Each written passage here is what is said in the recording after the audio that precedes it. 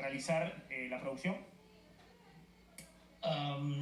Maxi, déjame hacerte un brevísimo introducción sobre quiénes somos los plásticos.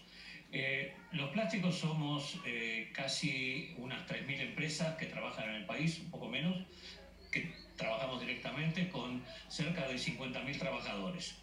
Se han perdido por la pandemia y por distintas crisis varios miles de puestos de trabajo en los últimos 2-3 años. Y somos un sector eminentemente pyme, porque el promedio de trabajadores por empresas es inferior a las 20 personas. Esto hace que no tengamos el poder de fuego que muchas veces grandes empresas tienen para negociar y demás.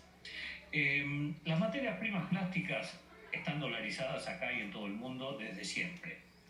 En general nos manejamos a través de los productores nacionales y de los importadores con, como decías hace un instante, con el dólar oficial, pero hay la cadena de distribución de materias primas plásticas está en grandes empresas que distribuyen plásticos provistos por la importación o por los productores nacionales.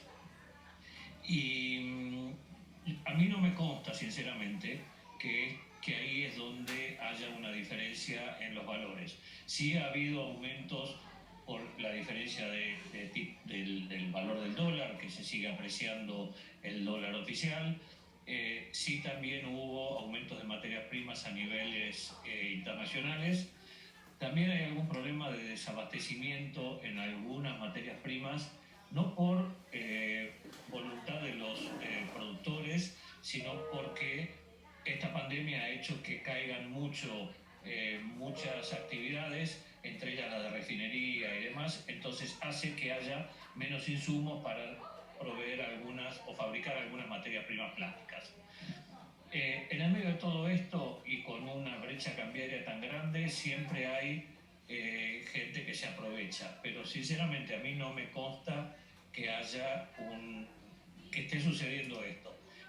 Sí hay algunos problemas de abastecimiento por la cadena de pago, por la falta de insumos, por algunas restricciones en importaciones, y posiblemente muchos transformadores estén haciendo, o algunos transformadores estén haciendo lo que ustedes comentaban antes. Ante la incertidumbre sobre qué puede pasar, se hacen de sus inventarios en dólares oficiales y tratan de no venderlos por cuestiones de riesgo que podría haber. A ver, ¿cuáles son los rubros, digamos, donde más esto está impactando? Porque todos los plásticos, como comentamos, están ligados, por ejemplo, a la industria de los envases, por el PET, a la industria del juguete, las autopartes, los electrónicos. ¿Dónde se ve que hoy por hoy existen más, digamos, más perjuicios por esta cuestión de la brecha y la pandemia en general? ¿Y dónde ve que va a haber problemas en las próximas semanas? ¿Dónde se van a profundizar? Los plásticos están todos muy difundidos, con lo cual no hay un sector particular que lo esté sufriendo. Yo creo que en distinta medida todos tenemos el mismo problema. Cuando hablabas de la cadena, tanto sea alimentación, construcción, la parte electrónica, autopartes, uno de los sectores que más inconvenientes está teniendo es la parte de envases, que va a productos que tienen controles de precios.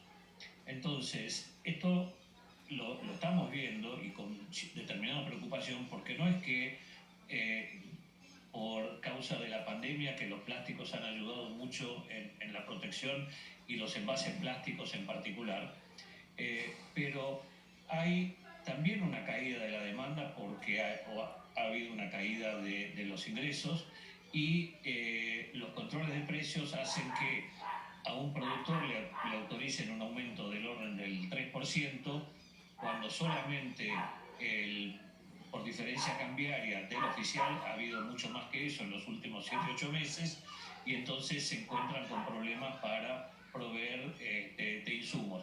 Y pensemos que muchos proveedores, muchos que usan los envases plásticos para envasar alimentos. Entonces, en los alimentos, las carnes no han tenido controles en los precios, los vegetales tampoco, y nos encontramos que los costos les han aumentado mucho más de lo que le permiten las cadenas por los controles que tienen. Sí, está claro. ¿No? Ese es otro tema, ¿no? Porque ha habido precios máximos en muchos sectores alimenticios, no en la carne, no en vegetales, pero sí en el resto.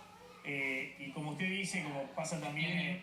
que tienen a estos insumos... Que tienen esos insumos, exactamente. Pero es cierto que le han autorizado, por ejemplo, en el sector lácteo, 5% de aumento de principio de año, 2 y 3.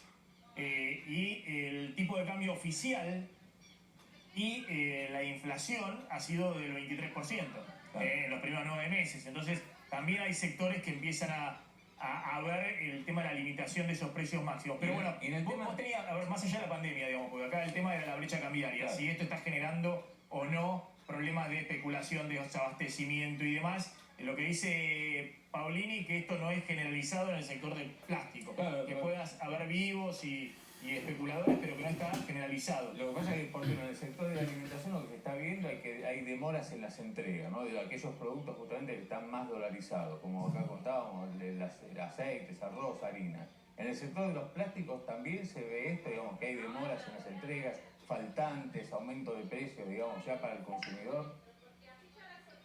Bueno, sí, yo traté de explicarlo de alguna manera al inicio.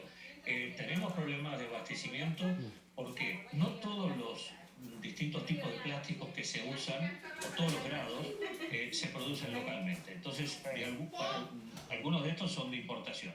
Ahí ya hay algunas dificultades. Hay dificultades también en el comercio internacional, que Argentina ha perdido crédito y entonces hay que, con las distintas reglamentaciones que ha introducido el central, le han complicado la operatoria a más de un importador.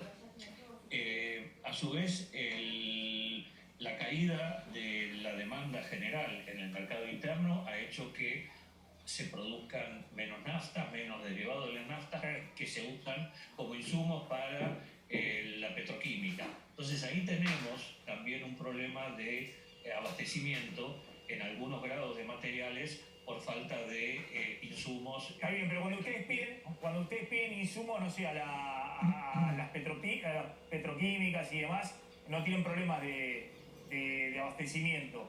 Es decir, les venden efectivamente con los precios del tipo de cambio oficial. Sí, con los precios al tipo de cambio oficial, en la medida en la que tengan insumos para producirlos. Tanto es así que a inicio de año el gobierno había colocado a las materias primas plásticas en el listado de licencia no automática y hace muy pocos días se quitaron de ese listado para hacer más ágil la importación de estas materias primas que... es decir, las petroquímicas por ahí dicen que no tienen insumo para producir, por eso no pueden entregar los productos. Exacto. Gracias, Paolini, muy amable. Cauto. No, bueno, muy cauto. Pero bueno, eso es cuando el empresariado tiene miedo, empieza a ser cauteloso. No, bueno, pero no lo pongas así. Pero yo digo. Es difícil cuando sos un universo de empresas pyme, hablaba de 3.000 empresas pyme y tenés como proveedores a empresas grandes, muy grandes. Claro. Entonces es difícil plantear, ¿no? El sector petroquímico es el proveedor de este sector de empresas pyme que es plástico, entonces es más difícil plantear, pero bueno, está dando un panorama donde plantea, todavía no es generalizado, pero hay señales de alerta. Me voy a ir al tema de lo que está sucediendo en Italia.